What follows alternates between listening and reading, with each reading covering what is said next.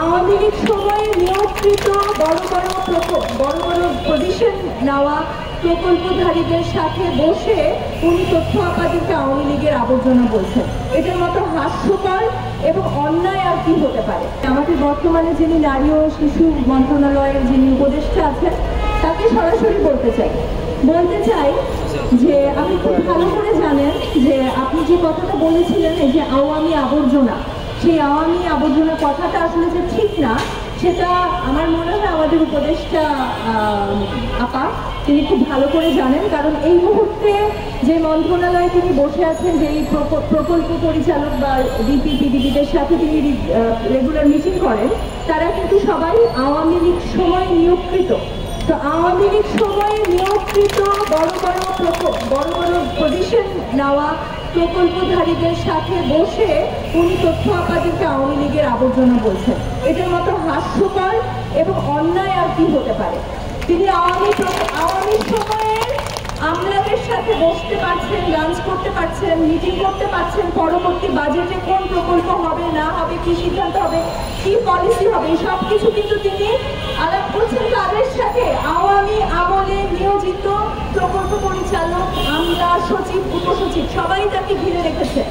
তো তারা পজিশনওয়ালা বড় বড় লোকরা যারা গাড়ি চালান, পাবলিকের ট্যাক্সের টাকায়, যারা সচিবালয়ের এসিওয়ালা ঘরে বসে থাকেন, তারা আওয়ামী লীগ সময়ে নিয়োগ পাওয়া, কিন্তু তারা আওয়ামী লীগের আবর্জনা না। তাদের সাথে কথা বলা যায়, প্ল্যান করা যায়, ডিসিশন নেওয়া যায়, বাজেট ছাড় দেওয়া যায়।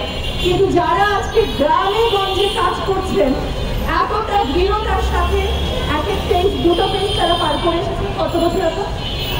11 বছর, 5 বছর, 7 বছর, 10 বছর ধরে কাজ করে এসেছেন, 14 বছর ধরে কাজ করেছেন তারা। এবং তারা কিন্তু সকলেই তাদের এলাকাতে, তাদের জেলা উপজেলাগুলোতে অত্যন্ত সম্মানিত মানুষ। এবং শুধু তাই নয়, বাংলাদেশের সাধারণ নারীদের ক্ষমতায়নে তারা কিন্তু সারাক্ষণ কাজ করে গেছে। তো নারীর ক্ষমতায়ন নিয়ে যে আমরা প্রচুর পরিমাণে বড় বড় কথা বলছি, নারী ও শিশু মন্ত্রণালয় বড় বড় সেমিনার করছে, বাজেট করছে, অথচ দেখা যাচ্ছে যে নারী এবং শিশুদের নির্যাতন প্রতিরোধে, তাদের বিভিন্ন কাজে সহায়তা করতে, তাদের ব্যবসা সেট আপ করতে, তাদের অনলাইনে ফর্ম ফিল আপ করতে, নানাবিধ কাজ করতে, নানা ধরনের কাজে গ্রামে গঞ্জের নারীদের পাশে সার্বক্ষণিকভাবেই তথ্য আপারা আছেন।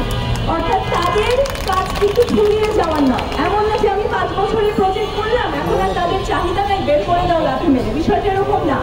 কারণ এই যে নারী, এই যে গ্রামে গঞ্জের নারীরা যতদিন আছে তাদের এই ধরনের বিবিধ চাহিদা সবসময় থাকবে। এবং এই তথ্য আপারা সেটা প্রমাণ করেছেন তাদের দক্ষতার সাথে, তাদের স্কিল দিয়ে, যে তারা এই তাদের যার যার এলাকার যারা একেবারে পিছিয়ে পড়া নারী, যাদের শিক্ষার হার খুবই কম, যারা আসলে জানেন না স্বামী তারা নির্যাতিত হলে কোথায় যেতে হবে, তার শিশু সন্তানকে নির্যাতিত হলে কোথায় যেতে হবে, আইন আদালত সম্পর্কে যাদের কোনো ধারণা নাই, বা যারা আসলে পুলিশের কাছে যেতে ভয় পায়, তারা কিন্তু তথ্য আপার কাছে আসে।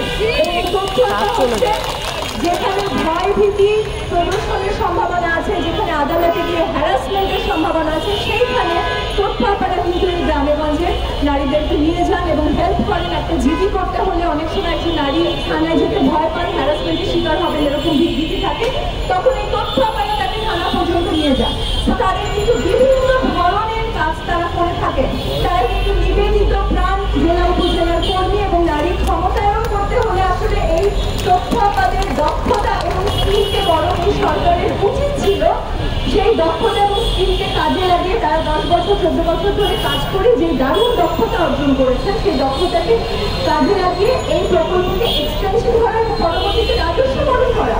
কারণ সরকারের এই ধরনের কাজ তো 2 বছরের, 3 বছরের, 4 বছরের ছোট্ট কাজ না, এটা একটা বছরব্যাপী, যুগব্যাপী, দীর্ঘমেয়াদী কাজ। আমার দেশের নারীদের যে কষ্ট, যে নির্যাতন, যে সমস্যা, সেগুলোর পাশে তথ্য আপারা সবসময় তাদের থাকা দরকার।